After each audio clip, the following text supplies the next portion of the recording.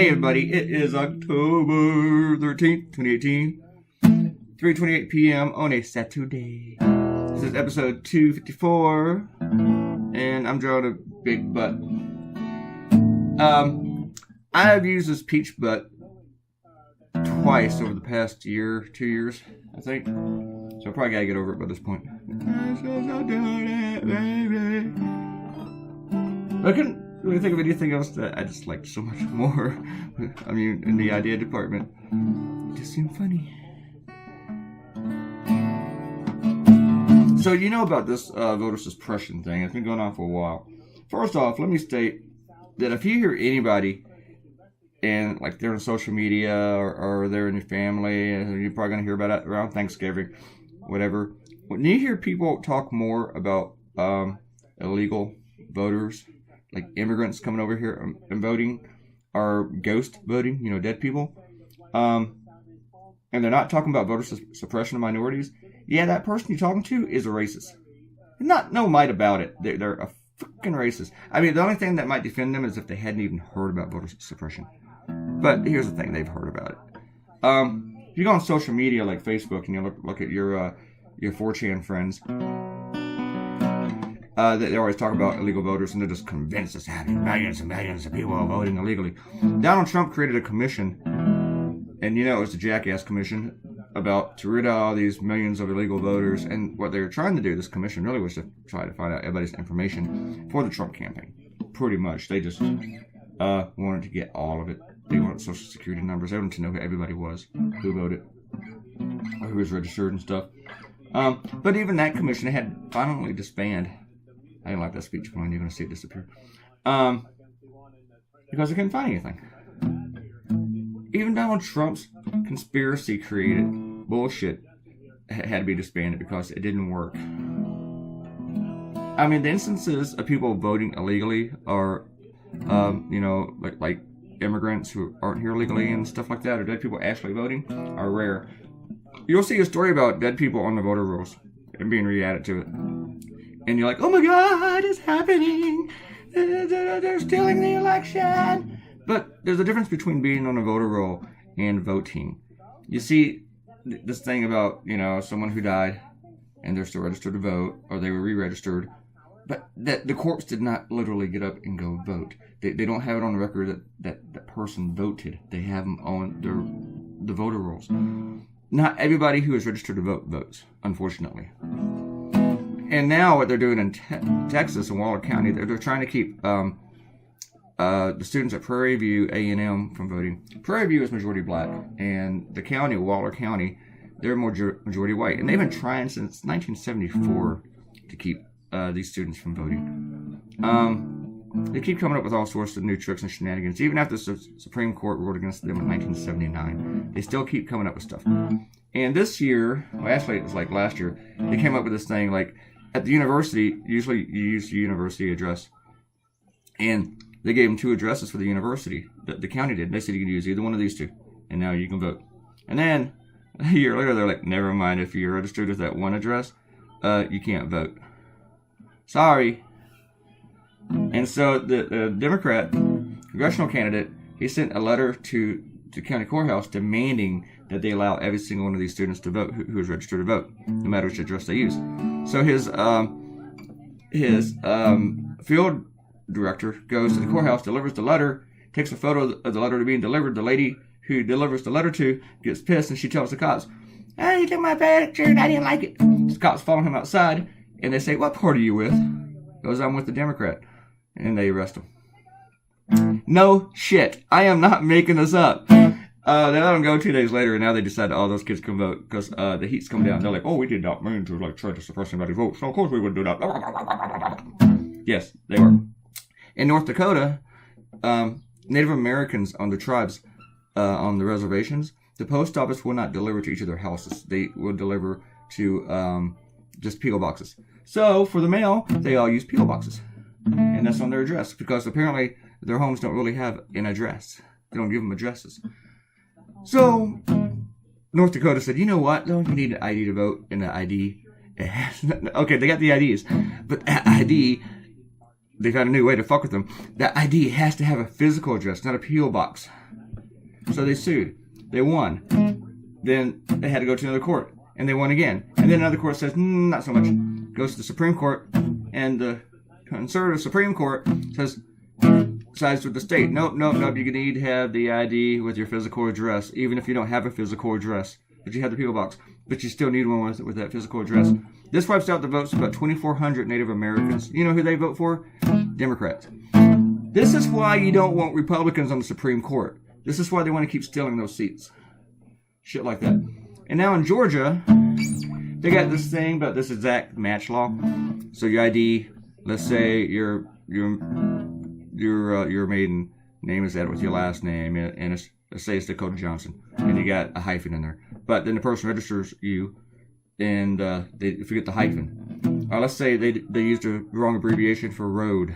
They add the period, or they don't add the period, or something. And it's not an exact match with like the Social Security and other governments, whatever.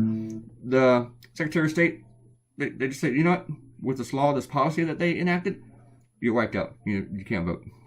We're going to put your thingy registration on hold. In Georgia, the Democrat is the first African American, and she's a female, to win her party's nomination. And she is in a dead heat. That race is basically even. And the Secretary of State, she's suing the Secretary of State and calling for him to resign. Secretary of State is trying to keep people from voting. Two things. Secretary of State is a Republican, of course. Another little detail here. The Secretary of State is her opponent in the upcoming governor's election, Brian Kemp. This is why I drew a big ass, people. This is voter suppression. This is like the 1960s, but they found better ways to do it than telling people that there's a poll tax, or they just can't vote, or because they're black, or having the Klan outside their house burning crosses and scaring them. They're finding a little bit more sophisticated ways to do it. But it's still just the same as the freaking Klan outside the house burning crosses, you know? I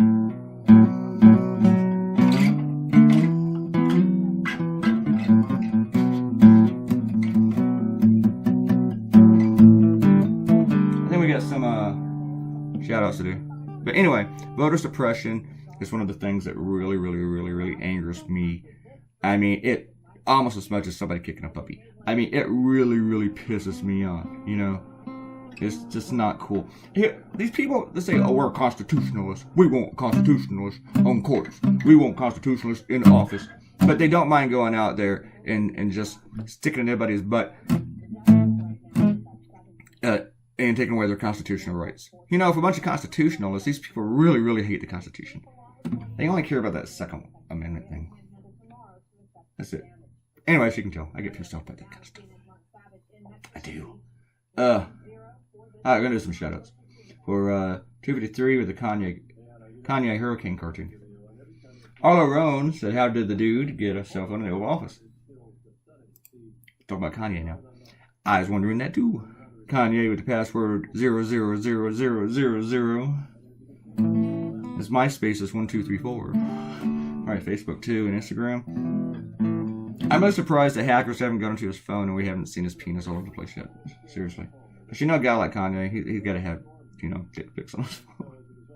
Alright, someone named it's EDZTS. This is your shout out with the doggy photo. I like your doggy photo. I asked yesterday, what do you call the leaves on a palm tree? Because I totally forgot. And it is something I knew, and I forgot I knew. And it's told me that it's palm fronds, and that is correct. I didn't have to look that up because I knew that. It was just as soon as I saw it, it's like, yep, that's it. And they get their shout out. And of course, Ariel knew it, but she had to come in and let us know that she knew it too. Right, Ariel? Came in and say, thank you. I just saved me from having to say that. You really didn't have to say it, Ariel. I'm busting Ariel's chops today. Alright. She'll bust mine later.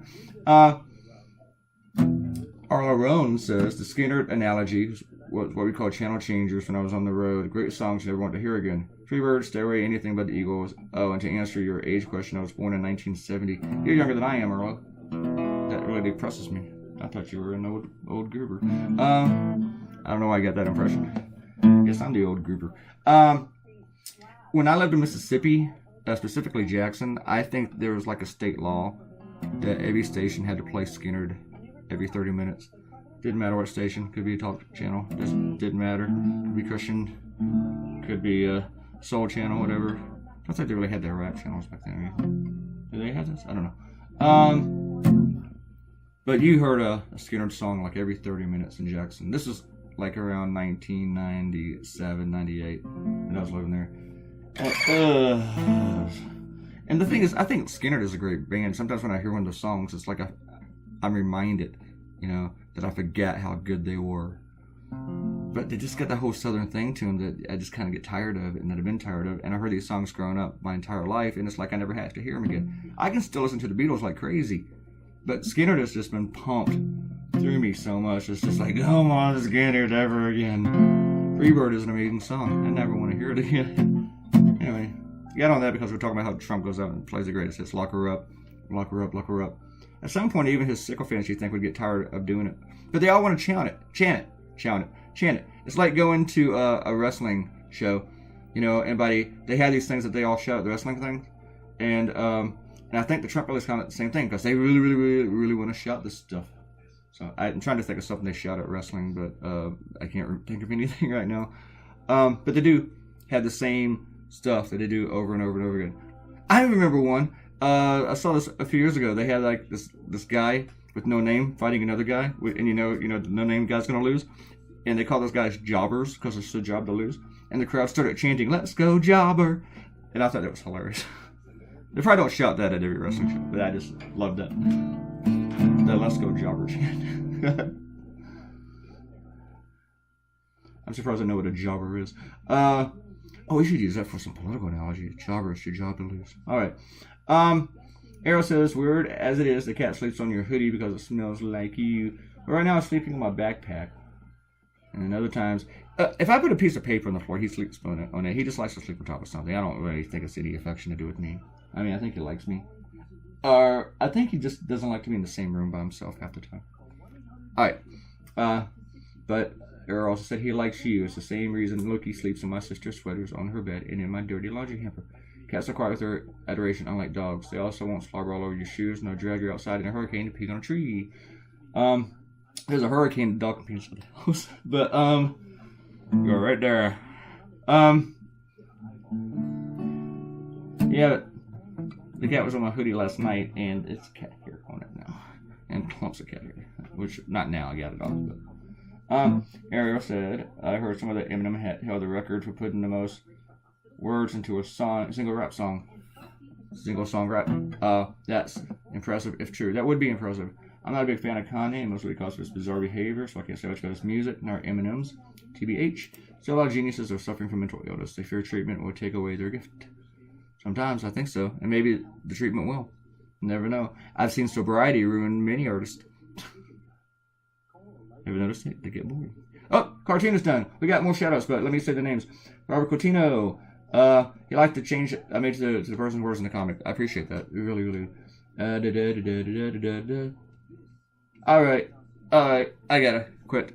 On the next one, maybe I'll remember to come back and do those. If not, I apologize.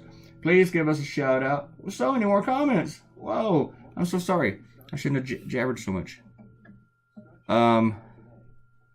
Yeah, subscribe. I'll see you Monday. Bye. No.